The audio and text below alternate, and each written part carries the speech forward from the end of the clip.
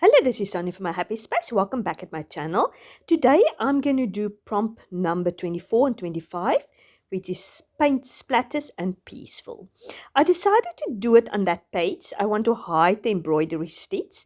And what I'm going to do is I'm going to stamp this stamp and I'm going to color it in with watercoloring. Now this is a layered stamp, so you build on top of each other, but for my sake, I'm just going to use the one flower, not the built-in, because I want to color it in, obviously. So I'm just choosing this book. It's a sort of a nature book, and I like the color of the pages. My dictionary pages was a bit too dark, and the watercoloring didn't come well through it when I practiced it, or just tested it rather. So I'm just choosing this paper. It's just random nature writing on top of there. I think it's sort of definitions and things like that. Now I've got my own stamp positioning tool that I've made myself.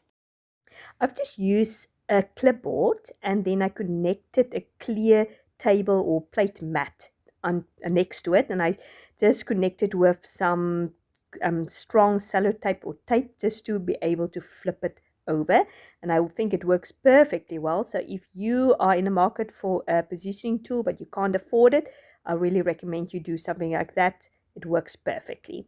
I've just showed you I'm using my Station ink because I want obviously permanent ink, because I'm going to use my watercoloring and I'm going to color in these flowers.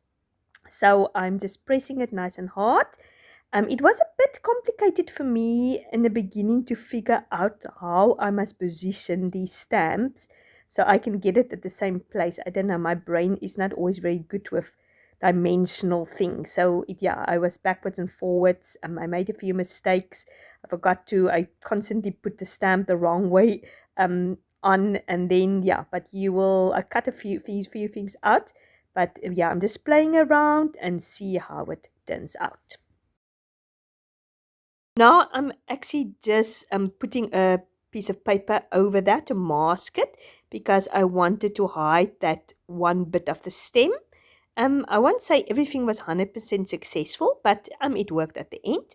Now I'm trying to do it at the bottom corner, so I'm going to do exactly the same, just making sure, pressing nice and hard and all over. This is obviously the beauty of a positioning tool. Now here, some of the ink didn't pick up, so I'm just re-inking it, and I'm just going over the places where the ink wasn't on very much. So yeah, that's a nice thing about a positioning tool. You can do it, but if you can't afford one because they are expensive, just make your own one. As I said, it worked perfectly. So as you can see, I've made that cluster there at the bottom with this various smaller butts. Now part of the stamp I have this bronze that come out also. I thought that would be fun to use also. So I'm just going to ink that up, and I'm going to stamp the bronze also there, and then I'm going to try to connect one of that little butt also on there. That turned out actually better than I thought it would. I was trying to do it that it looks naturally, so I'm going to mask that up also a little bit of it, so just connects in a sort of in a more natural way to that bronze. As I said, I think it turned out okay, but the idea is not that it should be perfect. So I'm just going back in again because it didn't pick up the stamp very well. So as you can see, it looks fairly organic and it looks natural. Now unfortunately, I must warn you yet again, I forgot to put my camera on.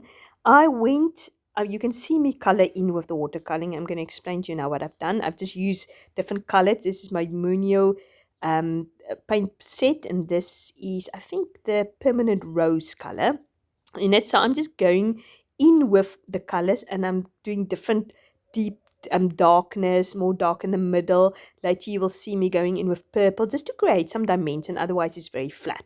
But as I said, I forgot to put my camera on. I stopped my video because I wanted to go and get my hair dry, because my heat kind of still broken. So I went to my room for my hair dryer to dry this, and when I came back I forgot to put my camera back on. So I'm so sorry, you're going to miss a little bit the splatters. I'm working on the splatter bit. Sorry, I forgot to tell. So the splatter bits and how I'm putting it on a page, unfortunately, you're going to miss. But I will obviously explain to you everything I've done.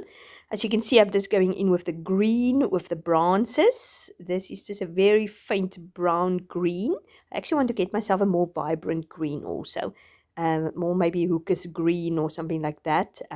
Yeah, but I love how it turned out. It looks beautiful. Yeah, I just like the dimension of the different colors, the purples in there. It makes it looks more organic if you do different type of colors. So when I'm going to put it on the page, you will see, yeah, I've cut it in half to bring these two flowers closer together to fit on the page. And I also use some of my scrapbook paper from the Daphne diary, which I've used in previous videos, which I show you, just to create a little corner and bring a little bit more colors.